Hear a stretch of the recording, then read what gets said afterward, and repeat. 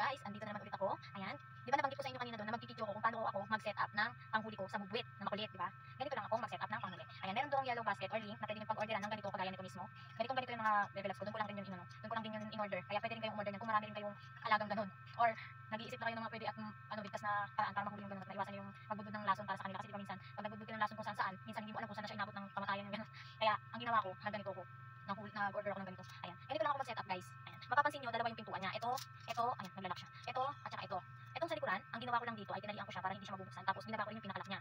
Ayan, para safe, hindi siya makakadaan dyan. Tapos yung dito naman, ito yung pinakapintuan niya. Kailangan is ito ay, bago mo siya i-set up, kailangan nakaangat yung ganyan yung bilog. Yung yung bukit niya, kailangan nasa baba, hindi dapat nasa taas. Para kusa siyang maglalak pababa. Kusa siyang maglalak pababa kung sakaling may makahuli at hindi na siya mabubuksan. Ayan, kahit anong gawing tulak niya, hindi na niya mabubuksan. Kaya ang kailangan pa ganyan. Ngayon, yung sa pain, ayan, nakikita niyo gumagalaw-galaw siya sa loob. Meron din yung black, hindi kasi masyadong kita eh. Ayan, ito. Dito ko lang ikinakawit ito.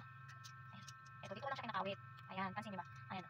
Dito ko siya kinakawit, pero halos dulo lang yung kinakawit ko sa kanya para kapirasong galaw niya lang dito sa pain, mahuhuli agad. Ganyan siya, oh. Pagka ganito siya, pagka nakaset up na. Pagka ginalaw yan, di ba? Ginalaw yung pagkain yun. O, diba? Automatic na siyang nagsasara. Tapos ito kailangan talaga maayos ang lagay nyo. Kasi minsan, hindi siya kusang nakuha. Minsan pagka yung medyo malaki na yung mahuhuli nyo, halimbawa malaki na yung mahuhuli nyo, matutulak siya, makakataka siya. Kaya kailangan maayos yung paglalagay nyo nitong lock.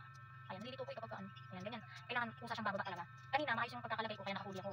Kaya ganyan. Ayan, ginawa ko naman, nilabas muna. Hindi ko pa alam kung anong bagay na gawin doon. Asawa ko na nakakagawin ko doon. Paano bigyan ng lecture yung mahuli. At talagang butas-butas yung sako ng bigas namin dito. Yung lagayan ko dito ng bigas, nabubutas kasi nasa sako lang siya minsan. Tapos nilagay ko siya sa garapon. Kinakatkat niya talaga mga baby laps ko. Tapos yung mga kaldero namin pag nandito sa baba, halimbawa kanin. Pag sa ulam wala siyang problema kung saan kalaban namin sa ulam. Pero pag nasa naman yung pinto wala nang napasok. Yung kanin, kahit anong sarap ko, automatic talaga grabe mga baby laps. Nabubuksan pag gising namin sa umaga ya. Puro naputik yung ibabaw syempre, hindi namin kinakain kasi nga hindi namin alam kung naihiyan na ba yun ng bubwit. Kaya ang ginagawa namin binibigay namin sa mga alaga namin pato. Nasasayang siya, marami siyang nasasayang. Kaya ang ginawa namin ganito, ay sinabit namin yung kaldero namin. Ayan, nakikita niyo ba? Ayan, nakasabit yung kaldero namin kasi nga mga guys, nakakalikan ng alaga namin. Nag-uwi kami ng pusa. Actually maraming pusa dito, mga pusang laboy. Minsan nag-i-stay sila kaya ang ginagawa ko pinapakain ko talaga sila. Kaya meron kaming mga tinik-tinik ganyan, pinapakain ko sila nalong kapag ganyan. Ang masama hindi talaga sila nananatili sa isang lugar. Mga gala talaga yung mga pusa dito kahit anong balik ko dito sa bahay namin talagang naalis sila. Hindi ko pwedeng ikulong at mamamakutin din. Ang ingay. Ayan mga guys, kaya umorder din ako ng ganoon para safe din yung panghuli ko sa kanila at hindi ko na kailangan bumili pa ng dason or ng pambudbud para lang sila mawala.